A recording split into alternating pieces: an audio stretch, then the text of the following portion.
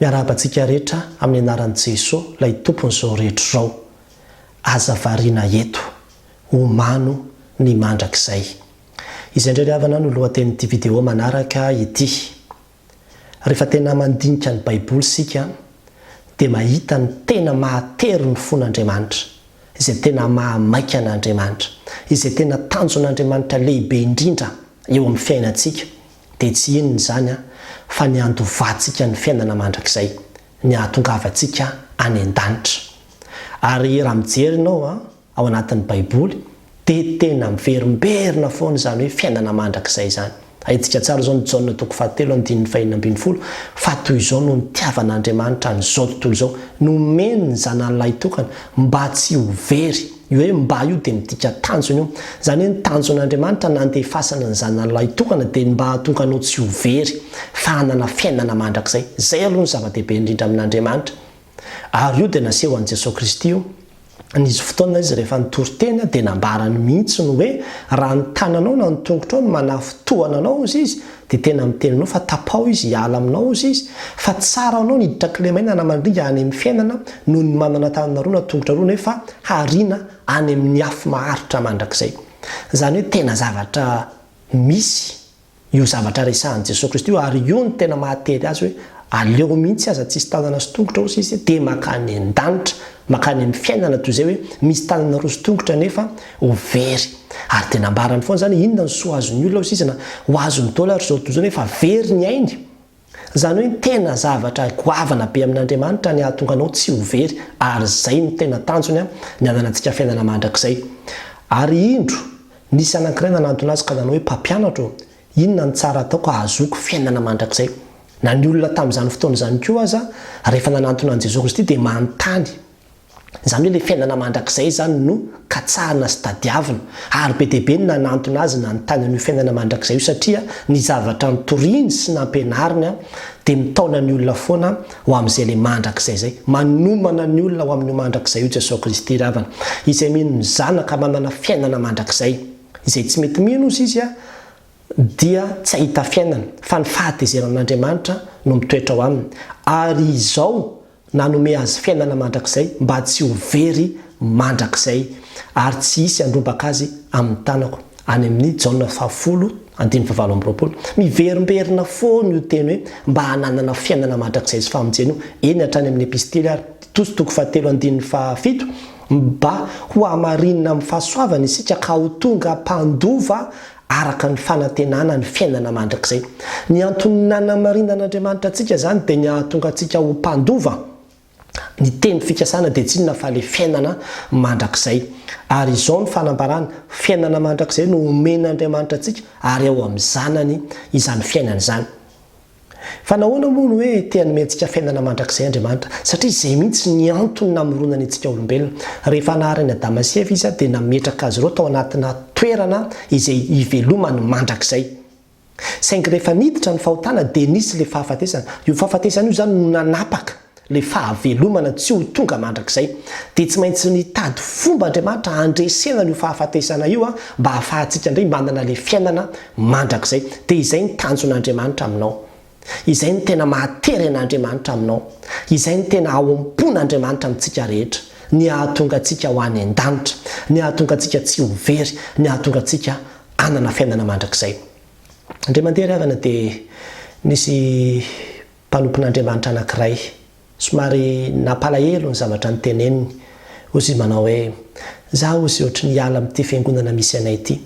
Dia fa ahoana aho ka ny tena zavatra tsapako izy hoe mahatery an'ilay pastera dia ny ahazo ny vola ty apôsiko.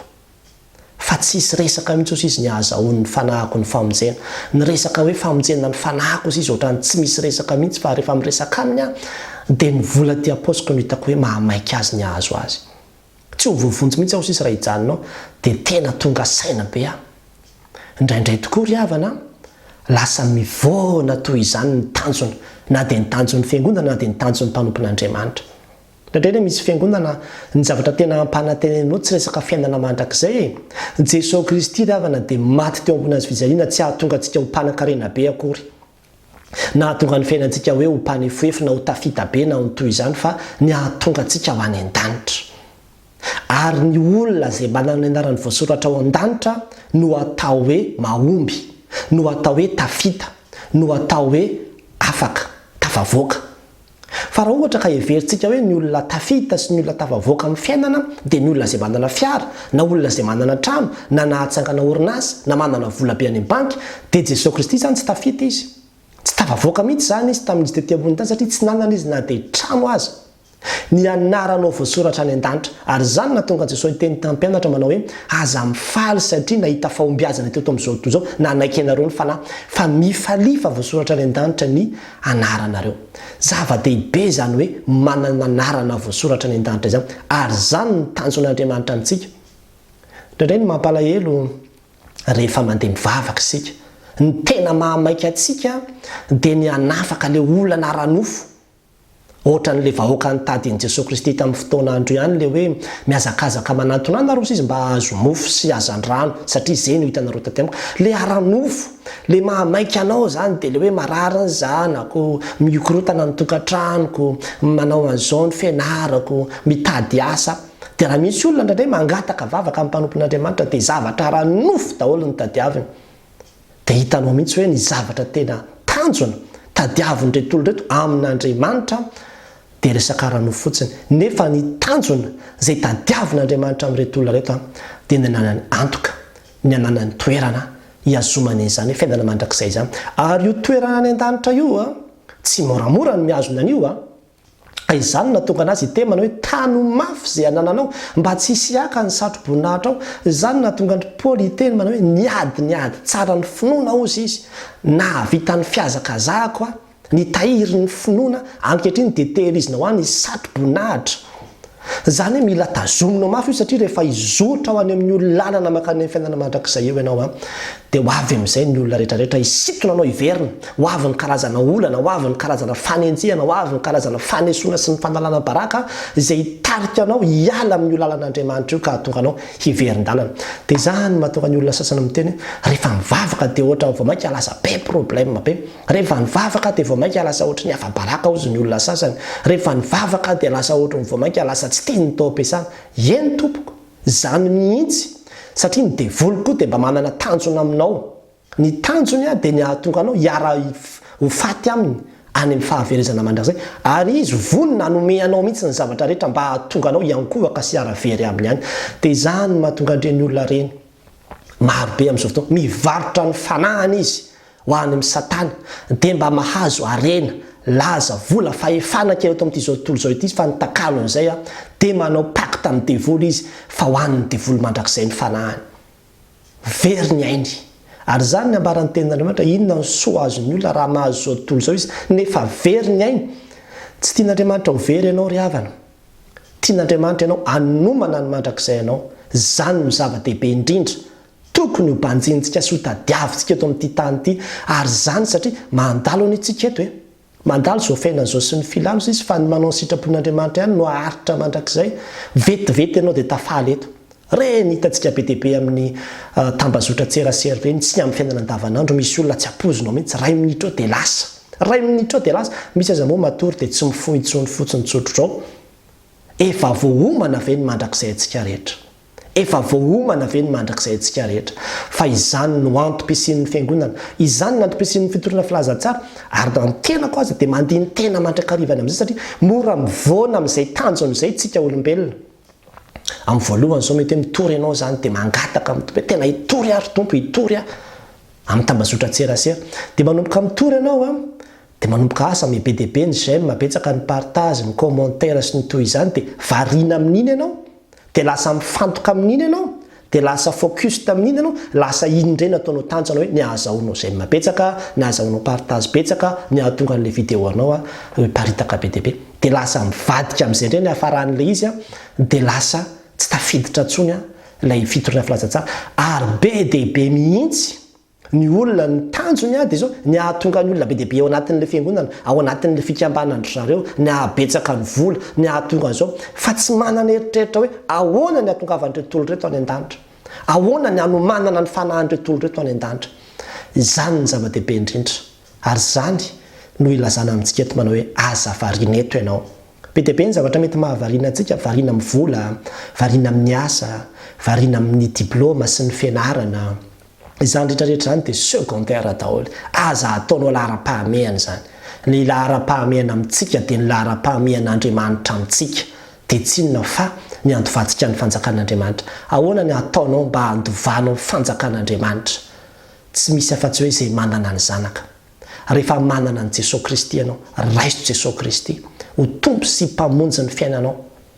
Ary keo fa maty teo ambony hazo fijaliana izy, hitondra ny fahotanao rehetra, dia atolory azy ny fiainanao ray manontolo, dia meteza hanao ny sitrapony, hanaraka anazy, hidio, hangataka ny fanahany mandrakariva, hamela ny elokao, dia ho hitanao fa izany no azakazaka masina tsy maintsy ho tanterantsika, tsy maintsy azonitsika zany, mandra-pikipy ny masontsika, tsy mety ho tapitra mihitsy zany azakazaka masina zany, kanefa dia izany no tsy maintsy ataontsika mba azahoantsika ilay toerana izay antsoina hoe Edena vaovao, ilay ambaran'ny Apokalipsy.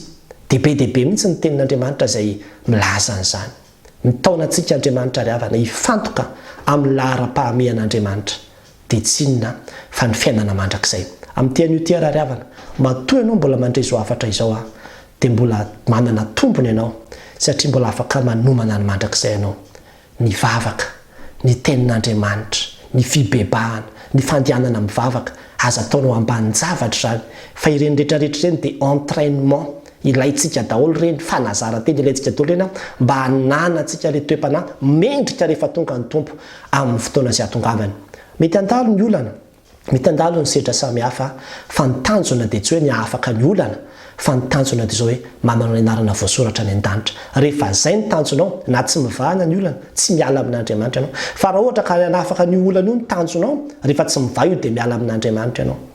Fa rehefa ny tanjonao mipetraka tsara hoe ny andova fanjakan'Andriamanitra, dia lasa misy fifaliana ao anatinao, satria fifalian'ny olona izay mahatsapa fa manana anjara izy, manana lova izy, manana harena izy ao amin'Andriamanitra izay miandry azy, dia ilay fiainana mandrakizay. Ary ho avy Jesosy Kristy handray antsika indray ho any aminy, any amin'izay toerana no misy antsika ao amin'ilay mandrakizay zany.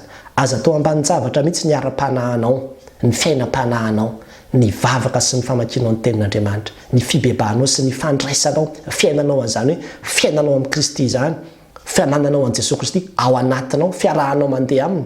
Fa izany no fanomanantsika ny mandrakizay antsika. Ataovy ambony noho ny asan'Andriamanitra ny fanomananao ny fanahinao, fa sao dia ny asan'Andriamanitra vita nefa ny fanahinao tsy ho tonga any akory. Dia hozy Paoly hoe asiako mafy ny tenako mba ho mangana, ho kapohako mihitsy, fa sao dia efa nitory nefa ho lavina kosa ny tenako. Mifantoka amin'ny fiainana mandrakizay antsika, izany no azakazaka ataontsika. Aza mifantoka amin'izao fiainana izao fa vetivety io dia lasa, ary tsy mitondra na inona na inona antsika fa ny mandrakizay ianao ho many mpanjinina. Ho an'Andriamanitra ray ihany ny voninahitra. Amen.